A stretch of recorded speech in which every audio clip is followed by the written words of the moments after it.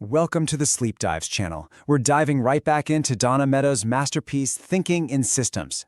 In this part, we're going to explore some really wild ideas, like why sometimes the absolute best thing you can do is nothing, or why finding more resources can actually make a collapse happen faster, and how the most powerful systems literally create themselves.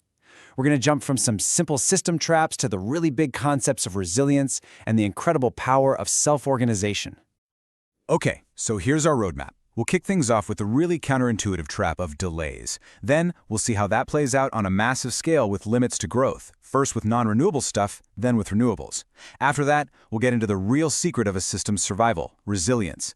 And we'll wrap up with what I think is the most amazing system property of all, self-organization. All right, first up, the trap of delays. Now, to really get this, let's imagine a pretty simple system. A car dealership just trying to manage its inventory. The goal is simple, right? Stability. But as you're about to see, our instincts can send us in completely the wrong direction. Now, this is where it gets really interesting, because it just flips our assumptions upside down. So the dealer's gut instinct is to react faster when they're running low on cars, right? But look at what happens. Acting faster actually makes the swings between too many cars and too few cars even worse. The whole system gets more unstable. The key takeaway here is that when the dealer deliberately slows down their reaction time, the system stabilizes.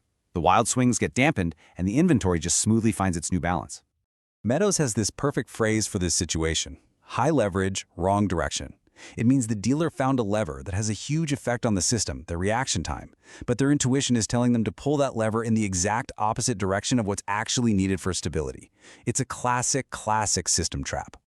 So let's take that idea and see how it plays out in a much bigger system. We're going to move on to the limits to growth archetype, and we'll use a non-renewable resource, like the oil economy, as our example. And trust me, this is where things get really dramatic. At the core of all this is a fundamental truth about systems. You've got a reinforcing loop that's driving all this growth. Profits lead to more investment, which leads to more profits. But in any real physical system, there's always a balancing loop that's going to push back and slow that growth down. It has to. Nothing can grow forever in a finite world. And this is that reinforcing loop in action for, say, an oil company. It's so powerful. More capital, more drills, more refineries leads to more extraction. More extraction means more profit. And what do you do with more profit? You reinvest it into, you guessed it, more capital. It's just this incredible engine of exponential growth. But, and this is the big but, that powerful growth engine is running on a fuel tank that's getting emptier and emptier. As the resource depletes, it just gets harder and more expensive to pull it out of the ground.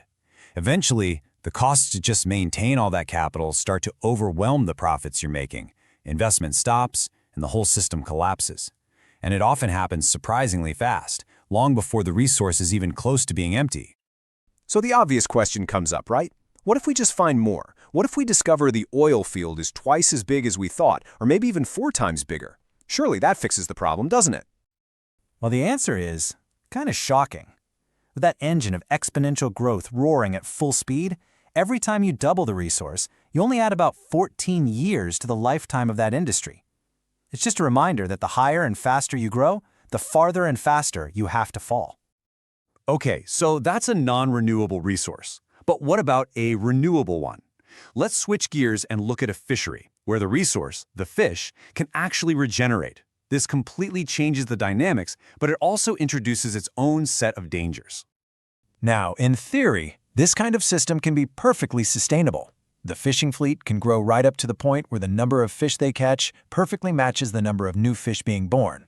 At that point, the industry could just keep a high, steady harvest going forever, a perfect, stable balance.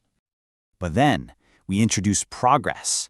We get better technology, like sonar to find fish. And this is where it gets really dangerous.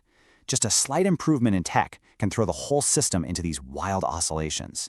But with highly efficient tech, you weaken that natural balancing feedback so much that the fleet can keep fishing profitably, even while the fish population is nosediving.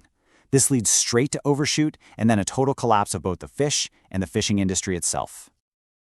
So this is the really critical distinction to understand. Non-renewable resources are stock limited. The whole stock is there at once. But renewable resources are flow limited. You can harvest from them forever, but only up to the regeneration rate. The moment you go past that flow rate, you essentially turn a renewable resource into a non-renewable one. This all brings us to probably one of the most important properties of any healthy system: resilience. And this is about so much more than just being stable. It's about the ability to survive and keep going in a world that's always throwing curveballs at you. So, what is resilience? It's a system's ability to bounce back after being stretched or pushed around. It comes from having this rich structure with lots of different feedback loops that can help restore the system after a big shock. And the opposite of resilience isn't instability, it's brittleness, rigidity. The problem is, we are constantly sacrificing resilience for short-term wins in productivity or stability. We make cows produce way more milk, but it comes at the cost of their health. We build these super efficient, just-in-time supply chains that are incredibly fragile. We plant these single-species forests that give us more wood, but they're extremely vulnerable to a single pest. And this image just captures the consequence perfectly. A resilient system is like playing on a wide, safe plateau with these elastic walls that just gently bounce you back from the edge. But by chasing efficiency, we shrink that plateau until the system is operating on a razor-thin knife edge where one tiny mistake, one unexpected shock can send it into a catastrophic fall.